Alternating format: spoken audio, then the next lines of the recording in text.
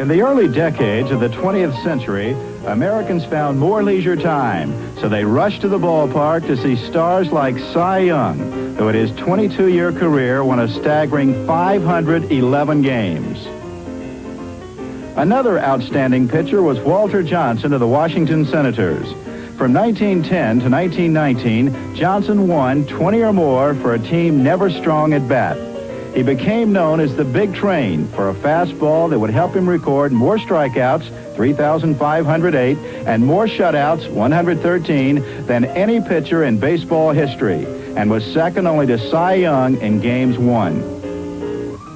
Despite the awe he instilled in the opposition, Johnson was as modest and gentle-tempered a man as ever played the game.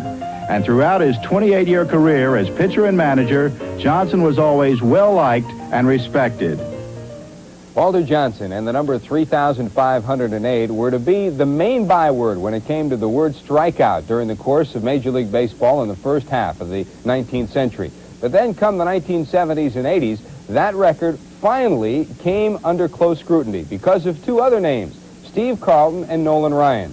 Carlton, the backbone of the Philadelphia Phil's pitching staff after coming over from the St. Louis Cardinals, along with Ryan, both bore in on that record during the 1984 season. And finally, it was Ryan who started his career with the New York Mets and broke the record with the Houston Astros, who bested 3,508 against the Montreal Expos. But for Nolan Ryan, records were not his main reason for playing the game of baseball. You know, I look at records as a gauge for judging people and judge people's accomplishments by existing records. And I'm not really record-oriented. If I've had the opportunity to break some records, and I feel very fortunate about that. I feel like I've been very blessed in my career. But I really don't set goals to try to achieve records. Equally admired